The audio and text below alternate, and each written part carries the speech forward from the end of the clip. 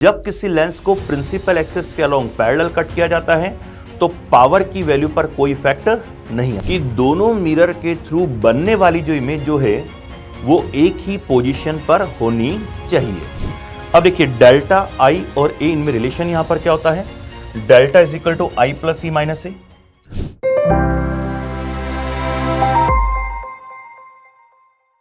Hello बच्चों, welcome to Allen career institute. मैं हितेश गुप्ता और आज आपको T20 सीरीज में मैं ray optics and optical instrument और वेव ऑप्टिक्स चैप्टर में कुछ इंपॉर्टेंट कंसेप्ट्स क्वेश्चंस के अंदर मैं आपको एक्सप्लेन करूंगा। ठीक है, तो हम देखिए स्टार्ट हम करते हैं और सबसे पहला क्वेश्चन मैं आपके सामने ले रहा हूँ। The power of a lens having refractive index 1.24 is +3 dioptre. When placed in a liquid, its power is -2 dioptre. The refractive index of the liquid is। ठीक है, लेंस को पहले हमने एयर में रखा हुआ है, उसके बाद में उसी लेंस को हमने किसी लिक्विड के अंदर रखा हुआ है और हमसे पूछा हुआ है कि लिक्विड का रेफ्रेक्टिव इंडेक्स की वैल्यू क्या होगी और पावर के बारे में इंफॉर्मेशन हमारे पास में है। ठीक है, अब देखिए हमको आइडिया है कि पावर और रेफ्रेक्टिव इंडेक्स में रिलेशन क्या होता है। Power is directly proportional to mu L minus mu M. Mu L होता है refractive index of lens and mu M होता है रेफ्रेक्टिव इंडेक्स ऑफ मीडियम। यानी कि मीडियम में रखने पर पावर क्या हो जाती है, चेंज हो जाती है। ठीक है, तो यहां से देखिए हम इस क्वेश्चन को सॉल्व कर सकते हैं। Power is directly proportional to mu L minus mu M और यहां से मैं कंपेयर करते हुए लिख सकता हूं P air upon P liquid is equal to mu lens minus mu air upon mu lens minus mu. Mu किसको रिप्रेजेंट कर रहा है, रेफ्रेक्टिव इंडेक्स ऑफ लिक्विड को यहाँ पे रिप्रेजेंट कर रहा है। वैल्यू पुट करके जब हम सॉल्व करेंगे तो म्यू की वैल्यू हमारे पास में कितनी आ जाएगी, 1.4 हमारे पास आ जाएगी। यानी कि लेंस को जिस लिक्विड में रखा है उसका रेफ्रेक्टिव इंडेक्स है 1.4। तो करेक्ट ऑप्शन यहाँ पर हो जाएगा ऑप्शन नंबर 2। इसी तरीके से देखिए नेक्स्ट क्वेश्चन हम लेते हैं। A plane wave front is incident on a convex lens, find emerging wave front. एक प्लेन वेव फ्रंट है जिसको कि हमने क्या किया है, किसी कॉन्वेक्स लेंस पर इंसिडेंट हमने करवाया है। अब हमको आइडिया है देखिए कि प्लेन वेव फ्रंट हम कब कंसीडर करते हैं, जब सोर्स इन्फानाइट पर होता है। इंसिडेंट लाइट रेस कैसी होती हैं, पैरेलल होती हैं।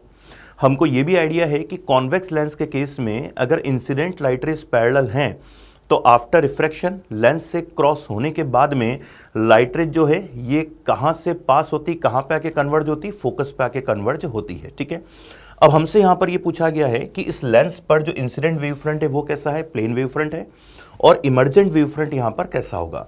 तो देखिए इमर्जेंट वेव फ्रंट का जो शेप होगा वो कैसा होगा, स्फेरिकल शेप होगा। और शेप किस तरीके से होगा, इस तरीके से शेप यहाँ पर होगा। तो करेक्ट ऑप्शन यहाँ पर हो जाएगा ऑप्शन नंबर 1 यहाँ पर करेक्ट यहाँ पर हो जाएगा। इसी तरीके से देखिए तीसरा क्वेश्चन है, find the angle between polaroids to get maximum intensity of transmitted light when a polaroid sheet is rotated between two crossed polaroids। ठीक है, क्वेश्चन में कंडीशन ये है कि दो क्रॉस्ड पोलरॉइड हैं, यानी कि उन दोनों जो पोलरॉइड जो हैं उनके पास एक्सिस के बीच में एंगल कितना है, 90 डिग्री है।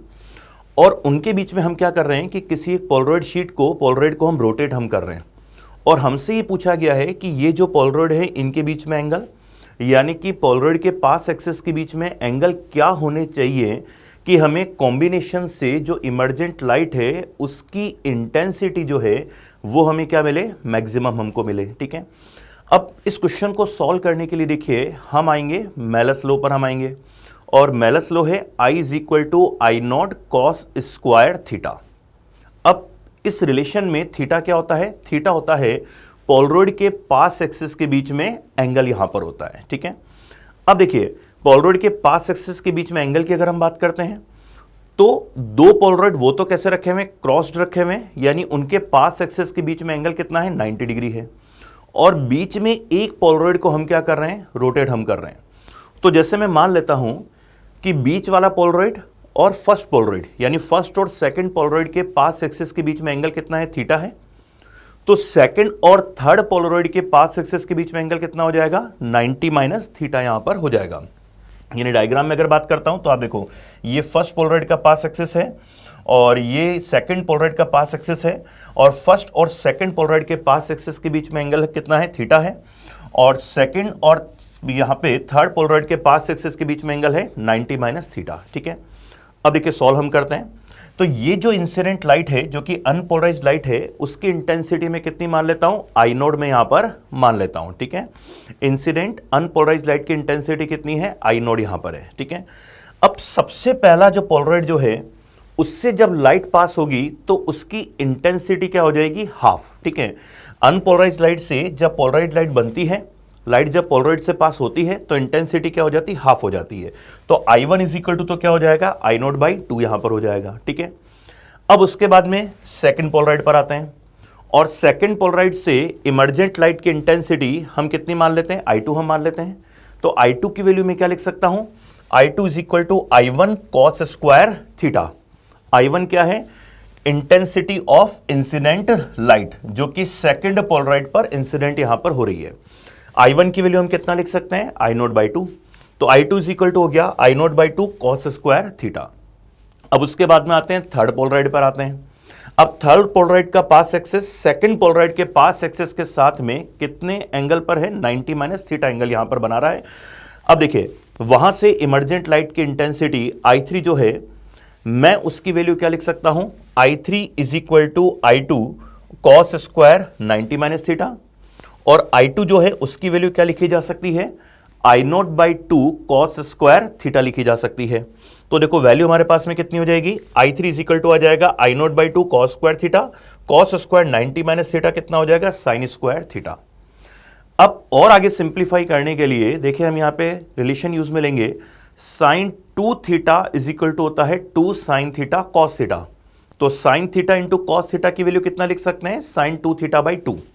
तो ये जो लिखा हुआ है cos square theta sine square theta, इसको मैं लिख सकता हूं साइन 2 थीटा बाई 2 का होल स्क्वायर। तो I3 इज इक्वल टू हो गया I naught by 8 sine square 2 theta. यानी कि तीसरा जो पोलराइड जो है उससे इमर्जेंट लाइट की इंटेंसिटी I3 जो है उसकी वैल्यू कितनी है, I naught by 8 sine square 2 theta. पर क्वेश्चन में आपसे पूछा गया है कि पोलराइड के बीच में एंगल कितना होना चाहिए, पास एक्सिस के बीच में एंगल पूछा गया है। अब वो देखिए हम कैसे कैलकुलेट करेंगे, थीटा हमको फाइंड करना है। अब देखिए I3 की वैल्यू मैक्सिमम हो तो I3 की वैल्यू मैक्सिमम आपको कब मिलेगी, जब साइन 2 थीटा जो है इसकी वैल्यू कितनी होगी, यहां पर 1 यहां पर होगी। यानी कि 2 थीटा इज इक्वल टू कितना होगा, 90 डिग्री, यानी थीटा इज इक्वल टू कितना हो जाएगा, 45 डिग्री। यानी कि जब फर्स्ट और सेकंड पोलराइड के पास एक्सिस के बीच में एंगल है 45 डिग्री, तब सेकंड और थर्ड पोलराइड के पास एक्सिस के बीच में भी एंगल होगा 45 डिग्री। उस कंडीशन में हमें इस कॉम्बिनेशन से जो इमर्जेंट लाइट है उसकी इंटेंसिटी हमें क्या मिलेगी, मैक्सिमम हमें यहां पर मिलेगी। ठीक है, तो करेक्ट ऑप्शन यहां पर हो जाएगा बच्चों, ऑप्शन नंबर 1 यहां पर करेक्ट हो जाएगा। क्वेश्चन नंबर 4 हम ले रहे हैं, The image of a small electric bulb fixed on the wall of a room is to be obtained on the opposite wall 3 meter away by using a convex lens. What is the maximum possible focal length of lens required for the purpose? Question में condition ये है कि कोई room है उसमें एक दीवार एक वॉल पर कोई इलेक्ट्रिक बल्ब लगा हुआ है और उसकी इमेज हमें कॉन्वेक्स लेंस की हेल्प से अपोजिट वॉल सामने वाली वॉल पर ऑब्टेन करनी है। और इलेक्ट्रिक बल्ब और सामने वाली वॉल के बीच में डिस्टेंस क्वेश्चन में गिवन है 3 मीटर यहां पर गिवन है। ठीक है, और हमसे पूछा गया है कि इस कंडीशन में कॉन्वेक्स लेंस जो है उसके लिए मैक्सिमम पॉसिबल फोकल लेंथ की वैल्यू क्या हो सकती है। ठीक है, अब देखिए रे ऑप्टिक्स में जब डिस्प्लेसमेंट मेथड हम डिस्कस करते हैं तो उसमें कुछ इंपॉर्टेंट कंडीशंस हम देखते हैं और कंडीशन ये होती है कि अगर डी स्क्वायर माइनस 4df की वैल्यू ग्रेटर देन और इक्वल टू क्या हो, 0 हो, तो हमें ऑब्जेक्ट की इमेज स्क्रीन पे देखने को मिलती है। लेकिन अगर D square minus 4df less than अगर 0 है तो उस कंडीशन में बीच में हमें लेंस की ऐसी कोई पोजीशन नहीं मिलती है जिस पर कि हमें ऑब्जेक्ट की इमेज स्क्रीन पे देखने को मिल जाए। अब इसमें कंडीशन ये होती है कि ऑब्जेक्ट और स्क्रीन के बीच में डिस्टेंस क्या होती है, फिक्स होती है। और जो मैं रिलेशन में स्मॉल डी बोल रहा हूं वो होता है distance between object and screen. तो यहां पे सामने वाली जो दीवार जो है वो बेसिकली स्क्रीन की तरीके से ही वर्क कर रही है। तो अब देखिए यहां पे सॉल्व करने के लिए हम देखिए इसी कंडीशन पे सॉल्व कर सकते हैं, D square minus 4df greater than और इक्वल टू 0। तो यहां पे जब सॉल्व करते हैं फोकल लेंथ की वैल्यू आएगी less than equal to d/4, small D में लिखूंगा यहां पर 3 लिखूंगा तो focal length should be less than और इक्वल टू 0.75 मीटर, यानी फोकल लेंथ की वैल्यू जो है वो 0.75 मीटर या फिर उससे क्या होनी चाहिए, कम होनी चाहिए। तब हमें उस कॉन्वेक्स लेंस की हेल्प से इलेक्ट्रिक बल्ब की इमेज सामने वाली वॉल पर देखने को मिल जाएगी। तो मैक्सिमम फोकल लेंथ की वैल्यू कितनी हो जाएगी, 0.75 मीटर। तो करेक्ट ऑप्शन की अगर हम बात करते हैं तो करेक्ट ऑप्शन यहां पर हो जाएगा option number 3। Question number 5, a symmetric thin biconvex lens is cut into 4 equal parts by two planes AB and CD as shown in figure. If the power of original lens is 4 diopter, then the power of a part of the divided lens is. Question में बोला गया है कि कोई symmetric thin biconvex lens है। अब symmetric thin biconvex lens का मतलब इक्वी कॉन्वेक्स लेंस ही है जिसमें दोनों कर्व्ड सरफेस की रेडियस क्या है, सेम है, और ओरिजिनल लेंस की पावर क्या है, यहां पर 4 डायोप्टर है। और इस लेंस को दो तरीके से कट किया गया है, प्रिंसिपल एक्सेस के परपेंडिकुलर भी कट किया गया है और प्रिंसिपल एक्सेस के अलोंग भी कट किया गया है। और फाइनली जो कट पार्ट होगा उसके लिए हमसे पूछा गया है कि पावर की वैल्यू क्या होगी। ठीक है, अब देखिए हमको आइडिया है कि जब हम किसी इक्वी कॉन्वेक्स लेंस को प्रिंसिपल एक्सेस के परपेंडिकुलर कट करते हैं तो उस कंडीशन में पावर क्या हो जाती है, हाफ हो जाती है। लेकिन जब किसी लेंस को प्रिंसिपल एक्सिस के अलोंग पैरेलल कट किया जाता है तो पावर की वैल्यू पर कोई इफेक्ट नहीं आता है। ठीक है, तो अब देखिए यहां पर सबसे पहले देखिए ये इक्वी कॉन्वेक्स लेंस और इसके लिए क्वेश्चन में पावर बता रखी कितनी, 4 डायोप्टर। सबसे पहले हमने यहां पर क्या किया, इक्वी कॉन्वेक्स लेंस को कट किया परपेंडिकुलर टू प्रिंसिपल एक्सिस। ठीक है, तो इक्वी कॉन्वेक्स लेंस को जब प्रिंसिपल एक्सिस के परपेंडिकुलर जब हम कट करेंगे तो वो किस में चेंज हो जाता है, प्लेनो कॉन्वेक्स लेंस में चेंज हो जाता है। पावर क्या हो जाती है, हाफ। तो अब दोनों जो कट पार्ट यहां पर बनेंगे उनके लिए पावर की वैल्यू कितनी होगी, 2 डायोप्टर यहां पर हो जाएगी। बाद में हमने क्या किया कि यही जो लेंस है प्लेनो कॉन्वेक्स लेंस, हमने इसको प्रिंसिपल एक्सिस के अलोंग भी हमने कट कर दिया। अब उस कंडीशन में पावर क्या रहेगी, सेम रहेगी। तो पावर यहां पे क्या थी, 2 डायोप्टर। तो अब इन दोनों कट पार्ट के लिए भी पावर की वैल्यू क्या रहेगी, 2 डायोप्टर ही यहां पर रहेगी। ठीक है, तो हर एक पार्ट के लिए फाइनली जो कट पार्ट हैं उनमें हर एक पार्ट के लिए पावर की वैल्यू कितनी हो जाएगी, 2 डायोप्टर यहां पर हो जाएगी। तो करेक्ट ऑप्शन यहां पर हो जाएगा ऑप्शन नंबर 4। क्वेश्चन नंबर 6 और इसमें बेसिकली ग्राफ पर हम बात कर रहे हैं और क्वेश्चन ये कि let u and v be the distances of the object and the image from a lens of focal length f. The correct graphical representation of u and v for a convex lens when magnitude of u is greater than f is. Question में हमसे u और v के बीच में graph पूछा गया है convex lens के लिए। अब अगर मैं 1/v minus 1/u is equal to 1/f के अकॉर्डिंग बात करूं तो u और v के बीच में ग्राफ का जो शेप आता है वो कैसा आता है, हाइपरबोलिक शेप यहां पर आएगा। और उसमें भी कंडीशन ये है कि u की वैल्यू जब f से ज्यादा है उसके लिए u और v के बीच में ग्राफ पूछा हुआ है, यानी कि ऑब्जेक्ट जो है फोकस के बियॉन्ड यहां पे रखा हुआ है। अब कॉन्वेक्स लेंस के केस में हमको आइडिया है कि जब हम ऑब्जेक्ट को इन्फानाइट से फोकस की तरफ लेके आते हैं तो इमेज फोकस से इन्फानाइट की तरफ शिफ्ट होती हुई चली जाती है।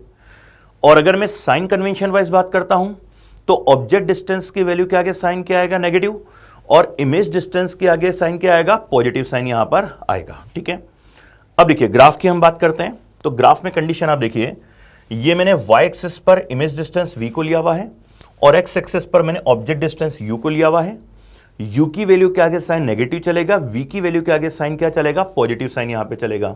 तो ग्राफ बनेगा -u और v, यानी सेकंड क्वाड्रेंट के अकॉर्डिंग ग्राफ बनता हुआ चलेगा। ठीक है, डॉटेड लाइन जो है यहां पर ये बेसिकली फोकस की पोजीशन को रिप्रेजेंट कर रही है क्योंकि ग्राफ फोकस के बियॉन्ड यहां पर चलता हुआ चलेगा। ठीक है, तो अब देखो जब ऑब्जेक्ट माइनस इन्फानाइट पर है इमेज कहां पर होगी, +f पर होगी।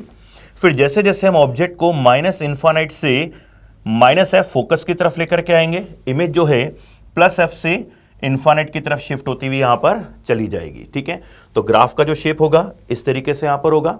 तो करेक्ट ऑप्शन यहां पर हो जाएगा ऑप्शन नंबर 2, यहां पर क्या हो जाएगा, करेक्ट यहां पर हो जाएगा। इसी तरीके से क्वेश्चन नंबर 7 असर्शन रीजन पर बेस्ड क्वेश्चन है और क्वेश्चन नंबर 7 में असर्शन में लिखा हुआ है if Young's double slit experiment is performed in an optically denser medium than air then the consecutive fringes come closer. Reason में एक लाइन लिखी हुई है the speed of light reduces in an optically denser medium than air while its frequency does not change।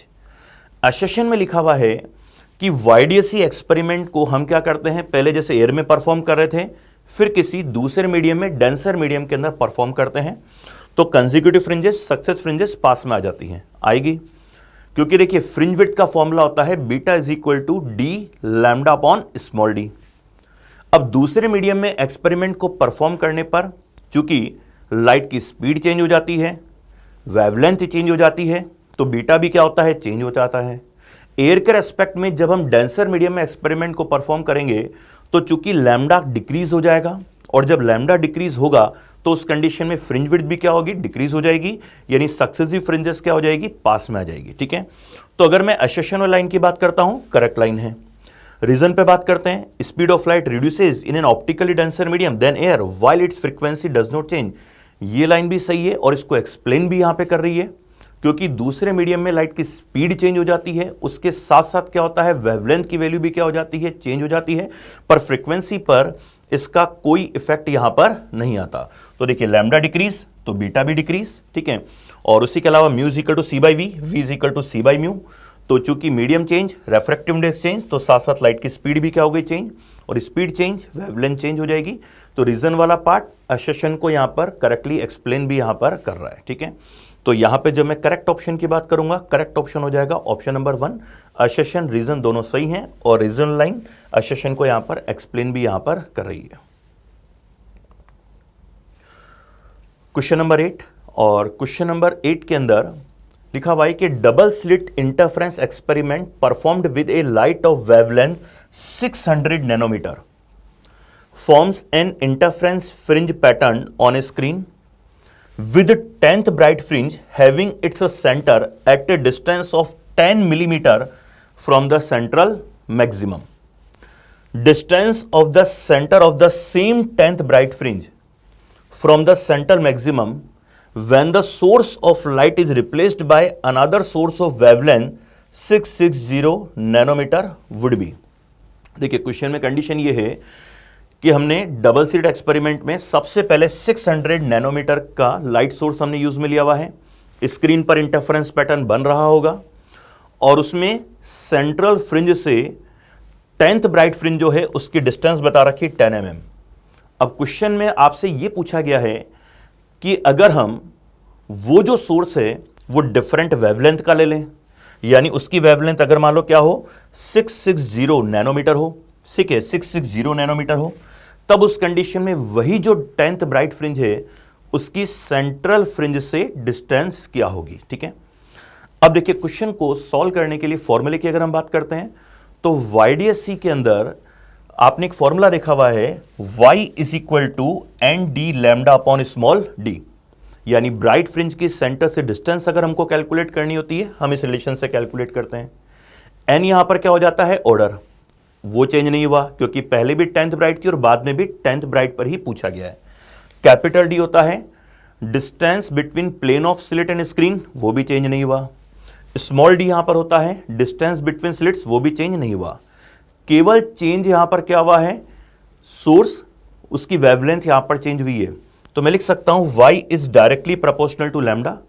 अब यहां से compare करते हुए वैल्यू पुट करके जब हम सॉल्व करते हैं तो हमारे पास में नया y यहां पर कितना आ जाएगा, 11 mm यहां पर आ जाता है। ठीक है, यानी कि वही 10th ब्राइट फ्रिंज जो है अब सेंट्रल मैक्सिमा से कितनी डिस्टेंस पर होगी, 11 मिलीमीटर की डिस्टेंस पर यहां पर होगी। तो करेक्ट ऑप्शन यहां पर हो जाएगा ऑप्शन नंबर 1, यहां पर करेक्ट यहां पर हो जाएगा। Question number 9, A transparent solid cylindrical rod has a refractive index of 2/√3. It is surrounded by air. A light ray is incident at the midpoint of one end of the rod as shown in figure. The incident angle theta for which the light ray grazes along the wall of the rod is. Question में diagram में condition ये है, किस तरीके से कोई cylindrical shape की कोई रॉड है और उसका रेफ्रेक्टिव इंडेक्स हमको क्वेश्चन में बता रखा है 2/√3 हमको यहां पर बता रखा है, और ये एंगल थीटा हमसे पूछा हुआ है किस कंडीशन के लिए, इस कंडीशन के लिए कि इस वाली पोजीशन पर ग्रेजिंग इमरजेंस यहां पर हो। अब इस क्वेश्चन को सॉल्व करने के लिए देखिए हम जा सकते हैं ऑप्टिकल फाइबर उसके रिलेशन पर। ऑप्टिकल फाइबर में एक रिलेशन आपने पढ़ रखा है, sine theta is less than equal to under root में n1 square minus n2 square. n1 होता है रेफ्रेक्टिव इंडेक्स ऑफ कोर यानी डेंसर मीडियम, n2 होता है रेफ्रेक्टिव इंडेक्स ऑफ क्लैडिंग यानी कि सराउंडिंग जो कि यहां पर एयर है, ठीक है, और थीटा होता है एयर कोर इंटरफेस यानी एयर, और जिस सरफेस पे लाइट इंसिडेंट हुई है उसके लिए एंगल ऑफ इंसिडेंस यहां पर होता है। अब यहां पर हमें ये थीटा हमें कैलकुलेट करना है, तो n1 यानी कि refractive index of denser medium यानी कि सिलेंड्रिकल रोड का रेफ्रेक्टिव इंडेक्स वो क्वेश्चन में बता रखा है 2/√3, n1 की जगह वो वैल्यू लिखते हैं। सराउंडिंग मीडियम यहां पर क्या है एयर, n2 की जगह 1 में लिख देता हूं। अब यहां पे वैल्यू पुट करके जब हम सॉल्व करते हैं तो sine theta less than equal to कितना आएगा 1/√3। अब क्वेश्चन में सरफेस पर ग्रेजिंग इमरजेंस है तो मैं इक्वल साइन के साथ वाली वैल्यू लिख दूंगा, यानी कि theta is equal to sine inverse 1/√3। ये यहां पर क्या हो जाएगा, एंगल ऑफ इंसिडेंस थीटा की वैल्यू यहां पर हो जाएगी। तो करेक्ट आंसर यहां पर क्या आ जाएगा, आंसर नंबर 4, ये यहां पे करेक्ट आंसर आ जाएगा। Question number 10, light from A point source in air falls on A spherical glass surface और उसका refractive index of radius of curvature question में गिवन है। Distance of the light source from the glass surface is 100 centimetre. At what position the image is formed. देखिए spherical surface पर refraction question में बोला गया है और स्फेरिकल सरफेस के रिफ्रैक्शन से इमेज कहां बनेगी इसकी पोजीशन आपसे पूछी गई है। हम यहां पर यूज में लेंगे रिफ्रैक्शन फॉर्मूला, और रिफ्रैक्शन फॉर्मूला होता है μ2/v minus μ1/u is equal to μ2 minus μ1/r। इस रिलेशन से देखिए इस क्वेश्चन को हम सॉल्व करते हैं, ठीक है। तो देखिए ये डायग्राम है, ये स्फेरिकल सरफेस, उधर जो मीडियम जो है ग्लास उसका रेफ्रेक्टिव इंडेक्स 1.5, इधर यहां पर एयर है, ऑब्जेक्ट सरफेस से 100 सेंटीमीटर के डिस्टेंस पर है, लाइट दर्शाई, इधर वाली जो वैल्यूज हम मेजर करेंगे प्रिंसिपल एक्सिस के अलोंग, उन वैल्यूज के आगे साइन क्या आएगा, नेगेटिव, और दूसरी साइड में जो वैल्यूज मेजर करेंगे आगे साइन क्या आएगा, पॉजिटिव। तो सबसे पहले ऑब्जेक्ट की अगर मैं स्फेरिकल सरफेस से डिस्टेंस की बात करता हूं तो वो वैल्यू कितना लिखूंगा, 100 सेंटीमीटर, आगे sign minus. Radius positive side में मेजर होगी तो r इज इक्वल टू +20। μ1 और μ2 की अगर हम बात करते हैं, μ1 का मतलब होता है refractive index of first medium, यानी जिस भी साइड में इंसिडेंट लाइट रेज होती है वो फर्स्ट मीडियम होता है। तो इंसिडेंट लाइट रेज किस में है, एयर में है, तो μ1 की वैल्यू क्या हो गई, 1। और इसी तरीके से लाइट रिफ्रैक्ट होकर ग्लास मीडियम में जाएगी तो μ2 इज इक्वल टू कितना हो गया, 1.5। अब इस रिफ्रैक्शन फॉर्मूले में जब हम वैल्यू पुट करके सॉल्व करेंगे तो हमारे पास में v इज इक्वल टू कितना आएगा, +100 सेंटीमीटर, यानी कि इमेज कहां पर बनेगी, 100 सेंटीमीटर की डिस्टेंस पर बनेगी, कहां से, ग्लास स्फेयर की सरफेस से 100 सेंटीमीटर की डिस्टेंस पर। तो करेक्ट आंसर यहां पर हो जाएगा answer number 3। Question number 11, an object is placed in front of a convex mirror at a distance 25 centimeter. A plane mirror is introduced covering the lower half of the convex mirror. If the distance between the object and the plane mirror is 20 centimeter, it is found that there is no parallax between the images formed by the two mirrors. What is the radius of curvature of convex mirror? अब question में इस line पर अगर मैं बात करता हूं, there is no parallax between the images formed by the two mirrors, इस लाइन का मतलब यह है कि दोनों मिरर के थ्रू बनने वाली जो इमेज जो है वो एक ही पोजीशन पर होनी चाहिए। ये इस लाइन का मतलब है, इमेज की पोजीशन सेम होनी चाहिए, इमेजेस कॉन्साइड वहां पर करनी चाहिए, ठीक है। अब देखिए इसको हम सॉल्व करते हैं। अब देखिए सॉल्व हम किस तरीके से करेंगे, तो ये कॉन्वेक्स मिरर, इसके सामने ऑब्जेक्ट कितनी डिस्टेंस पर रखा हुआ है, 25 सेंटीमीटर के डिस्टेंस पर हमने इस ऑब्जेक्ट को यहां पर रखा हुआ है। कॉन्वेक्स मिरर की प्रॉपर्टी ये कहती है कि जो ऑब्जेक्ट सामने 25 सेंटीमीटर के डिस्टेंस पर है उसकी इमेज बनेगी back side of mirror between pole and focus. तो कॉन्वेक्स मिरर, ये जो ऑब्जेक्ट 25 सेंटीमीटर पर है उसकी इमेज यहां पर बना रहा है बिटवीन पोल एंड फोकस। ठीक है, क्वेश्चन में बोला हुआ है प्लेन मिरर वो ऑब्जेक्ट से 20 सेंटीमीटर के डिस्टेंस पर है, पर साथ ही साथ एक कंडीशन और गिवन है, नो पैरेलल्स की कंडीशन यहां पर गिवन है। तो नो पैरेलल्स की कंडीशन का मतलब कॉन्वेक्स मिरर के थ्रू जहां इमेज बन रही है, प्लेन मिरर में जब हम इमेज को देखेंगे तो उसी पोजीशन पर इमेज बनी हुई दिखाई देनी चाहिए, ये इसका मतलब है। ठीक है, तो अब देखिए हम इस प्लेन मिरर को रखेंगे ऑब्जेक्ट और कॉन्वेक्स मिरर के बीच में रख देंगे। ठीक है, और किस तरीके से रखा हुआ है वो क्वेश्चन में लिखा हुआ है, कवरिंग लोअर हाफ, नीचे की तरफ यहां रखा हुआ है। अब ऑब्जेक्ट और प्लेन मिरर के बीच में डिस्टेंस 20 है, तो पीछे प्लेन मिरर के पीछे इमेज की डिस्टेंस कितनी होगी, 20 होगी। यानी कि क्वेश्चन में बोला गया है कि प्लेन मिरर इस तरीके से रखा हुआ है कि जहां पे कॉन्वेक्स मिरर के थ्रू इमेज है वहीं पर ही प्लेन मिरर के थ्रू इमेज है। यानी कि अब अगर मैं आपसे ही पूछता हूं कि बताइए कॉन्वेक्स मिरर के केस में इमेज की डिस्टेंस क्या होगी, कॉन्वेक्स मिरर के केस में इमेज की डिस्टेंस क्या होगी, तो हम कितना लिख सकते हैं, ये पूरी डिस्टेंस कितनी 40, और इस डिस्टेंस में से अगर मैं 25 को माइनस कर देता हूं तो कॉन्वेक्स मिरर के लिए इमेज डिस्टेंस कितनी हो जाएगी 15 सेंटीमीटर, और ऑब्जेक्ट डिस्टेंस 25 है ही सही। अब हमें इस कॉन्वेक्स मिरर के लिए रेडियस ऑफ कर्वेचर की वैल्यू चाहिए, तो पहले फोकल लेंथ कैलकुलेट करेंगे, किससे, मिरर फॉर्मूले से। मिरर फॉर्मूला क्या है, 1/u plus 1/v is equal to 1/f। u की वैल्यू -25, v की वैल्यू +15 हम रखेंगे, और यहां से f जब कैलकुलेट करेंगे फोकल लेंथ आएगी 75/2 सेंटीमीटर। अब रेडियस ऑफ कर्वेचर पूछा हुआ है, तो f is equal to r/2, r is equal to कितना होता है 2f। तो यहां पे वैल्यू पुट करके जब सॉल्व करेंगे तो रेडियस ऑफ कर्वेचर की वैल्यू कितनी आएगी 75 सेंटीमीटर। तो कॉन्वेक्स मिरर, इसके लिए रेडियस ऑफ कर्वेचर की वैल्यू हो जाएगी 75 सेंटीमीटर, और करेक्ट ऑप्शन यहां पर हो जाएगा ऑप्शन नंबर 2। क्वेश्चन नंबर 12 है, a beam of light converges at a point P. Now a lens is placed in the path of the convergent beam 12 centimetre from P. At what point does the beam converge if the lens is a concave lens of focal length 16 centimetre? Question में condition कुछ इस तरीके से है कि light beam, यानी बहुत सारी लाइट रेज हैं, वो किसी पॉइंट P पे कन्वर्ज हो रही हैं, और इन लाइट रेज के पाथ में हमने कॉन्केव लेंस को रखा हुआ है और उसकी फोकल लेंथ क्वेश्चन में यहां पर गिवन है। ठीक है, अब आपसे क्वेश्चन में पूछा गया है कि पहले ठीक है लाइट रेज पॉइंट P पे कन्वर्ज हो रही होगी, लेकिन लेंस को रखने के बाद में लाइट रेज किस पॉइंट पे कन्वर्ज होगी। डेफिनेटली देखिए कन्वर्जिंग पॉइंट डिफरेंट मिलेगा, क्योंकि कॉन्केव लेंस हमने बीच में रखा है और रिफ्रैक्शन की वजह से पोजीशन डिफरेंट यहां पर होगी। अब सॉल्व देखिए हम कैसे करेंगे। सबसे पहली बात साइन कन्वेंशन की बात करता हूं। लाइट अगर इधर से आ रही है, इधर जो वैल्यूज हम मेजर करेंगे प्रिंसिपल एक्सिस के अलोंग, उन वैल्यूज के आगे साइन लगाएंगे नेगेटिव, और इस साइड में प्रिंसिपल एक्सिस के अलोंग जो वैल्यूज मेजर करेंगे उनके आगे साइन क्या लगाएंगे, पॉजिटिव। लेंस की सरफेस पर इंसिडेंट लाइट रेस की नेचर कौन सी आ रही है, कन्वर्जिंग।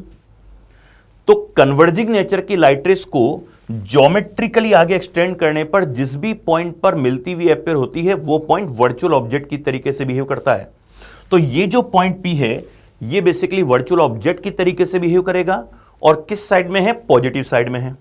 तो सबसे पहले अगर मैं इस P पॉइंट की लेंथ से डिस्टेंस की बात करता हूं, वो क्वेश्चन में कितनी बता रखी है, 12 सेंटीमीटर बता रखी है। उस वैल्यू के आगे साइन क्या लगाएंगे, प्लस, और चूंकि कॉन्केव लेंस है फोकल लेंथ की वैल्यू के आगे साइन क्या आएगा, माइनस। तो देखिए लेंस से पास होने के बाद लाइट रेस कहां कन्वर्ज होगी, इसको फाइंड करने के लिए हम यूज में लेंगे lens formula 1/v minus 1/u is equal to 1/f। u की वैल्यू +12, फोकल लेंथ की वैल्यू -16। अब यहां पे वैल्यू पुट करके जब हम सॉल्व करते हैं v इज इक्वल टू हमको मिलेगा +48 सेंटीमीटर। यानी कि लेंस को क्रॉस करने के बाद में लाइट रेज लेंस से 48 सेंटीमीटर के डिस्टेंस पे जाकर के क्या होगी, कन्वर्ज होगी। तो करेक्ट ऑप्शन यहां पर हो जाएगा ऑप्शन नंबर 3। इसी तरीके से देखिए एक क्वेश्चन और लेते हैं। Critical angle of light passing from glass to air is list 4। चार डिफरेंट कलर यहाँ पे ऑप्शन में बता रखे हैं और हमसे पूछा गया है कि किस कलर की लाइट के लिए क्रिटिकल एंगल की वैल्यू जो है ये सबसे कम यहां पर होगी। ठीक है, अब यहां पे जैसे अगर मैं बात करता हूं तो देखिए sine theta C is equal to, हमको आइडिया है कितना होता है 1/μ, एंड म्यू जो होता है वो इनवर्सली प्रोपोर्शनल टू क्या होता है लैम्डा। अब यहां से अगर हम कंपेयर करते हैं तो हम ये कह सकते हैं कि लैम्डा अगर मान लो क्या है ज्यादा है तो म्यू क्या हो जाएगा कम होगा, और म्यू अगर कम है तो थीटा सी क्या होगा ज्यादा होगा। लैम्डा अगर मान लो कम है तो म्यू ज्यादा होगा, और म्यू ज्यादा है तो थीटा सी क्या होगा कम होगा। तो आप डायरेक्टली ये भी कह सकते हैं कि लैम्डा ज्यादा तो थीटा सी ज्यादा, लैम्डा कम तो थीटा सी भी क्या होगा कम होगा। ठीक है, अब ऑप्शन में चारों जो कलर हमको बता रखे हैं उनमें से सबसे कम वेवलेंथ किसके लिए होगी, वॉयलेट कलर के लिए होगी। और चूंकि वॉयलेट कलर के लिए वेवलेंथ की वैल्यू सबसे कम होती है, मिनिमम है, तो इसका मतलब यह है कि वॉयलेट कलर की लाइट के लिए क्रिटिकल एंगल की वैल्यू भी क्या होगी, मिनिमम यहां पर हो जाएगी।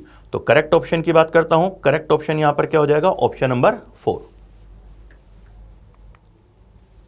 इसी तरीके से देखिए क्वेश्चन नंबर 14 में देखिए हम बात करते हैं, if the focal length of objective and eye lens are 1.2 centimetre and 3 centimetre respectively, and the object is put 1.25 centimeter away from the objective lens and the final image is formed at infinity, the magnifying power of the microscope। Microscope के लिए magnifying power की value आपसे पूछी गई है, और microscope में दोनों लेंस की फोकल लेंथ क्वेश्चन में गिवन है, ऑब्जेक्ट की ऑब्जेक्टिव लेंस से जो डिस्टेंस है वो यहां पर गिवन है, और फाइनल इमेज कहां पर फॉर्म हो रही है, इन्फिनिट पर फॉर्म हो रही है। अब माइक्रोस्कोप के केस में मैग्नीफाइंग पावर की वैल्यू को कैलकुलेट करने का फॉर्मूला हम क्या लिखते हैं, M naught into M E. M naught होता है magnification produced by objective lens, M E होता है angular magnification produced by eyepiece होता है। ठीक है, अब एम नॉट और एम ई की वैल्यू देखिए हम किस तरीके से कैलकुलेट यहां पे कर सकते हैं। एम नॉट की वैल्यू को कैलकुलेट करने के लिए मैं रिलेशन यूज में लूंगा F not upon F not plus you not, क्योंकि एफ नॉट और यू नॉट के बारे में क्वेश्चन में इंफॉर्मेशन है, ऑब्जेक्ट की ऑब्जेक्टिव लेंस से डिस्टेंस गिवन है, और ये ऑब्जेक्टिव लेंस की फोकल लेंथ की वैल्यू गिवन है। अब यहां पे एफ नॉट 1.2 और यू नॉट की वैल्यू लिखेंगे -1.25, लिख करके जब सॉल्व करते हैं तो एम नॉट हमारे पास में आता है -24, एम ई के लिए मैं वैल्यू लिखूंगा D by F E. M E की value D by F E क्यों लिखेंगे, क्योंकि फाइनल इमेज कहां पर बन रही है, इन्फिनिट पे बन रही है। कैपिटल डी 25 और आईपीस की फोकल लेंथ कितनी है, 3 सेंटीमीटर है, तो M E is equal to हो जाएगा 25/3। अब इन वैल्यूज को पुट करके जब हम सॉल्व करते हैं तो हमारे पास में मैग्नीफाइंग पावर की वैल्यू यहां पर आती है -200। मैग्नीफाइंग पावर की वैल्यू के आगे का माइनस साइन ये शो कर रहा है कि ये जो कंपाउंड माइक्रोस्कोप है इसके थ्रू जो फाइनल इमेज बनती है वो ऑब्जेक्ट के रेस्पेक्ट में कैसी होती है, इन्वर्टेड यहां पर होती है। ठीक है, तो करेक्ट आंसर यहां पर क्या होगा, मैग्नीफाइंग पावर कितनी होगी, -200 यहां पर हो जाएगी। तो करेक्ट ऑप्शन यहां पर हो जाएगा ऑप्शन नंबर 2 यहां पर करेक्ट हो जाएगा। Question number 15, in a Cassegrain telescope shown in diagram focal length of objective mirror and secondary mirror are 110 mm and 70 mm respectively, separation between mirrors is 20 mm, find the position of image of object placed at infinity। देखिए कैसेग्रेन telescope जो है ये basically mirror के through बना हुआ होता है, और जब मैं मॉडर्न टेलीस्कोप की बात करूंगा तो वो बेसिकली मिरर के थ्रू ही बने हुए होते हैं, कैसेग्रेन टेलीस्कोप ही होते हैं। अब आपसे क्वेश्चन में यहां पर ये पूछा गया है कि जो ऑब्जेक्ट इन्फिनिट पर है उसके लिए पोजीशन ऑफ इमेज यहां पर क्या होगी। ठीक है, देखिए कैसेग्रेन टेलीस्कोप में अगर मैं कैलकुलेशन की बात करता हूं तो यहां पर इमेज की पोजीशन कैलकुलेट करने के लिए हम बेसिकली मिरर फॉर्मूला ही हम यहां पर यूज में लेते हैं। तो ये जो ऑब्जेक्टिव मिरर, सेकेंडरी मिरर, ये सेकेंडरी मिरर कॉन्वेक्स मिरर है, इनकी फोकल लेंथ हमारे पास में यहां पर गिवन है। ठीक है, तो अब देखिए सॉल्व करते हैं। तो सबसे पहले ये ऑब्जेक्टिव मिरर, इसके सामने ऑब्जेक्ट कहां पर है, इन्फिनिट पर है, तो ये ऑब्जेक्टिव मिरर इमेज कहां पर बनाएगा, अपने फोकस पर इमेज बना देगा। ठीक है, यानी कि इस मिरर के थ्रू इमेज बनेगी फोकस पर, और इसके लिए फोकल लेंथ क्वेश्चन में कितनी गिवन थी, 110 mm, इतनी डिस्टेंस पर इमेज बन गई। अब इन लाइट रेस के पाथ में अगर आप देखोगे तो ये सेकेंडरी मिरर यहां पर आता है, कॉन्वेक्स मिरर आता है। तो रूल क्या कहता है, रूल ये कहता है कि ऑब्जेक्टिव मिरर के थ्रू जो इमेज बनी है वो इस सेकेंडरी मिरर, कॉन्वेक्स मिरर के लिए ऑब्जेक्ट के तरीके से काम करेगी, लेकिन कौन सा ऑब्जेक्ट, वर्चुअल ऑब्जेक्ट। ठीक है, तो इस वर्चुअल ऑब्जेक्ट की इस कॉन्वेक्स मिरर यानी सेकेंडरी मिरर से डिस्टेंस कितनी हो जाएगी, 110 -20 यानी कितनी हो जाएगी 90 मिलीमीटर। और लाइट चूंकि इधर से यहां पर आएगी तो इधर जो वैल्यूज मेजर करेंगे उनके आगे साइन क्या लगाएंगे, नेगेटिव, और इधर जो वैल्यूज होगी उनके आगे साइन क्या आएगा, पॉजिटिव। तो इसका मतलब ये हुआ कि वर्चुअल ऑब्जेक्ट की जो डिस्टेंस होगी 90 मिलीमीटर, उस वैल्यू के आगे साइन प्लस यहां पर आएगा, और चूंकि कॉन्वेक्स मिरर है तो उसके लिए तो फोकल लेंथ की वैल्यू के आगे साइन प्लस ही आता है। अब आगे इमेज की पोजीशन को फाइंड करने के लिए फाइनली हम यूज में लेंगे mirror formula 1/u + 1/v = 1/f। u की वैल्यू 90 और secondary mirror convex mirror focal length 70। Put करके जब हम सॉल्व करते हैं तो v = हमारे पास में आता है 315 यानी 315 मिलीमीटर। यहां पर इमेज की पोजीशन यहां पर आ जाती है। ठीक है, तो करेक्ट आंसर यहां पर हो जाएगा answer number 2। Next question, N astronomical telescope has an angular magnification of magnitude 5 for distant objects. The separation between the objective and eyepiece is 36 centimetre and final image is formed at infinity. The focal length of objective and eyepiece are respectively. Question में astronomical telescope है और उसमें condition ये है कि final image जो है वो फॉर्म हो रही कहाँ पर, इन्फिनिटी पर, और जो मैग्नीफाइंग पावर है वो क्वेश्चन में बता रखी है कितनी, 5 बता रखी है, और ऑब्जेक्टिव और आईपीस के बीच में सेपरेशन कितना बता रखा है, 36, और हमें दोनों लेंस के लिए फोकल लेंथ की वैल्यू हमें यहां पर कैलकुलेट करनी है। अब देखिए, एस्ट्रोनॉमिकल टेलीस्कोप के केस में जब फाइनल इमेज इनफाइनाइट पर फॉर्म होती है तब उस कंडीशन में मैग्नीफाइंग पावर का फॉर्मूला होता है -f0/fe, और मैग्नीफाइंग पावर की वैल्यू की अगर हम बात करते हैं वो क्वेश्चन में 5 गिवन है, पर उस वैल्यू के आगे साइन हमें नेगेटिव साइन लगाना पड़ेगा। और क्यों लगाना पड़ेगा, क्योंकि एस्ट्रोनॉमिकल टेलीस्कोप में जो फाइनल इमेज जो होती है वो ऑब्जेक्ट के रेस्पेक्ट में कैसे होती है, इन्वर्टेड होती है। तो देखिए, मैं यहां पे लिख सकता हूं magnifying power is equal to -f0/fe, और ये वैल्यू मैं किसके इक्वल लिखूंगा, -5 के इक्वल लिखूंगा। तो यहां से देखिए मैं f0 और fe में रिलेशन लिख सकता हूं कि f0 इज इक्वल टू हो जाएगा 5 टाइम्स ऑफ fe। ये f0 की वैल्यू हमारे पास आ गई 5 टाइम्स ऑफ fe। अब ऑब्जेक्टिव लेंस और आईपीस के बीच का सेपरेशन कितना, 36, और ये वैल्यू किसके इक्वल हो जाएगी, f0 + fe के इक्वल हो जाएगी। f0 is equal to 5 fe, यहां पे पुट करके सॉल्व करते हैं तो fe हमारे पास में कितना आएगा, 6, यानी कि आईपीस की फोकल लेंथ कितनी हो जाएगी, 6 सेंटीमीटर, और ऑब्जेक्टिव लेंस की फोकल लेंथ कितनी होगी, 5 fe, 5 × 6 यानी कि 30 सेंटीमीटर। ये ऑब्जेक्टिव लेंस की फोकल लेंथ की वैल्यू यहां पर हो जाएगी। ठीक है, तो करेक्ट ऑप्शन यहां पर हो जाएगा option number 1। Next question, A card sheet is divided into squares. Each of size 1 millimeter square is being viewed at a distance of 9 centimeter through a magnifying glass. A converging lens of focal length 10 centimeter held close to the eye. What is the magnification produced by the lens? How much is the area to each square in the virtual image?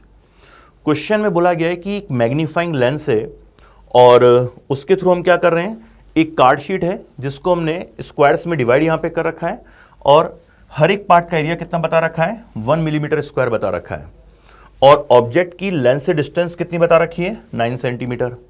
सबसे पहले हमें calculate करना है कितना magnification produce हुआ है, और फिर हमें एरिया भी यहां पे कैलकुलेट करना है। मैग्निफिकेशन की वैल्यू को कैलकुलेट करने के लिए हम फॉर्मूला यूज में लेंगे m = f/f+u।